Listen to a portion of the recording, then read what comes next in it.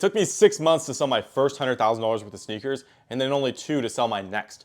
This video is going to be covering the highlights of that second 100,000. Hey guys, my name is Caden. Since then, I've done over $2 million in sales in the sneaker industry. And in this video, I'm going to show you guys the highlights of one of my $100,000 worth of sales. And trust me, this is just going to be pure tactical evidence in this video. It's going to help you guys out and help you scale your business. So I'm going to throw it up on the screen right here so you can see, but this is a list of 716 sales that I got that all add up to $100,000 worth of sales just on GOAT. So these are all sales on GOAT. So if you're looking for help on GOAT, this is definitely going to help out. And it's going to be really interesting when we dive into the numbers. Me personally, I'm a math nerd, so I like looking at all the numbers and all the data and just trying to extract that. So out of the 716 sales, if you divide it by 100,000, each shoe on average was worth $139 to $140 per pair. So my average shoe that I sold out of the 100K was worth $140, which is pretty interesting to see because a lot of the shoes I buy are very, very cheap, right? I buy a lot of bricks that are 50, 60 bucks and sell them for only 100. However, I think the thing that skews that is I had a bunch of shoes that I would sell for $200, $300, right? And that would obviously really skew the scale. Sometimes I get shoes like these that are really, really profitable, and those are always great. But usually, again, I'm throwing up some stuff on the screen here so you can see, you're getting a little bit of a mixture of both. So tip number one, know your average sale price. The reason this is so important is because it can help you define your goals, right? If you're someone who's like, Caden, I want to sell $14,000 worth of shoes every month, and you realize, oh, I sell $140 on average per shoe, that means you need to sell 100 shoes per month to hit that goal, which if you divide it, it's about 3 shoes per day, 3.1 shoes per day to end up hitting that goal. I think a lot of you guys, new or experienced resellers, don't track that stuff.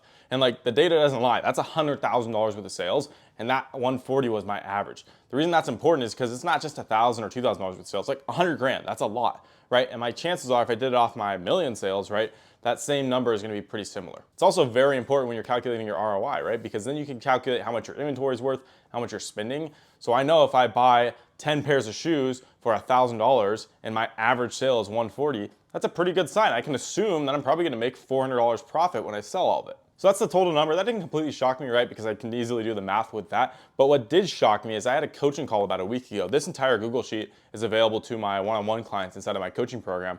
And I was going through it, kind of showing some of the details. And what shocked me is I looked up the word air, and 494 of those 700 sales, so well over half of those sales, had the word air in it. The reason that's super interesting to me is because, again, a lot of it, like majority of it, about 70% of those sales, 60, 70% of those sales had the word air in it, would mean Air Force, Air Max 1, Air Max 90, right? Air Max in general had the word air in it, which is crazy. And I'm gonna get into deeper details right now to show you like the splits of all of it. All right, here's something that's interesting. 147 sales had the word Air Max in it. So that's Air Max 90, Air Max 1, Air Max Plus, whatever it is, meaning 20% of that 100,000, so $20,000 worth, we could assume, had the word Air Max in it, which is crazy. Again, to me, that's a really big number, right? That doesn't include Air Forces, doesn't include anything else. So let's keep looking at more data. Air Force, 80 pairs had the word Air Force in it, which again is around more than 10%, 11% of my sales. So that's already 31%, if not more. You can almost edge to 33% of my sales had the word Air Force or Air Max in it. Jordan, this is a big one. 146 had the word Jordan in it. So that's another 20%.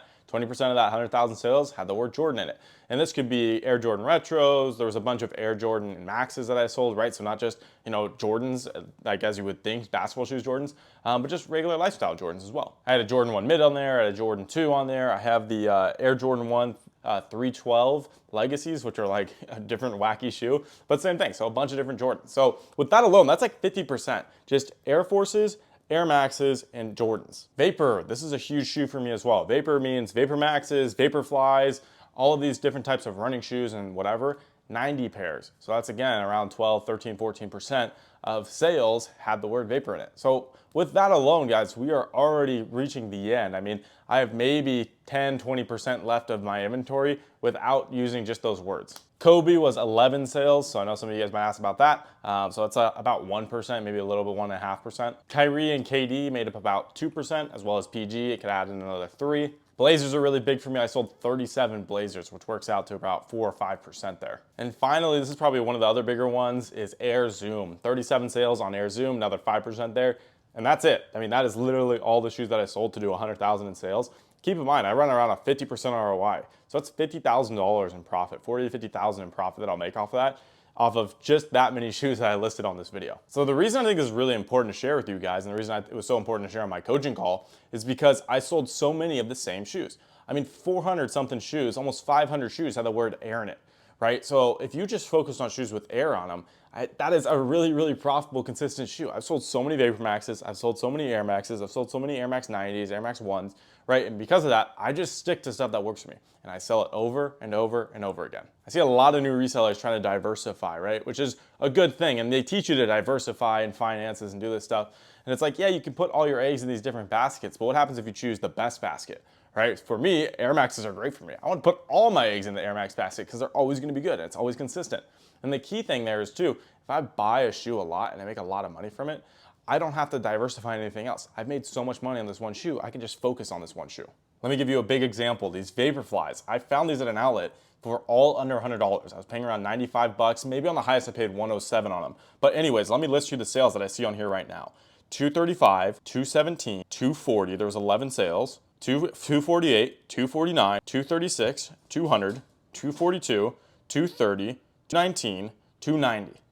That was the 11 sales on that one shoe that I picked up for around 95 to 107 on the high end, right? And I don't have to diversify. I would just buy more and more of those shoes. Each and every one I sold for over 200 bucks. Some of them near 300. That's the crazy part. So the biggest takeaway you guys should get from this video is you don't have to diversify into a bunch of different shoes. You don't need to touch the used stuff. If you're doing the new stuff, like focus on one thing that you can do really, really well and build a bunch of shoes for it and build a bunch of clientele with that area and just sell there, right? Be consistent with it. I'm not touching all these different things. I was doing one sourcing method.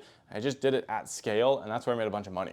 And you guys can literally do the same thing, okay? So that is my big teaching moment for this video. Hopefully that was a big takeaway, just seeing the math on some of this stuff, right? But overall, what's the biggest takeaway there? Volume as well. I didn't sell 70 shoes. I didn't sell 200. I sold 700 shoes to hit that 100K mark, right? So if you guys are thinking in your head, okay, how can I hit this 100K mark by the end of this year?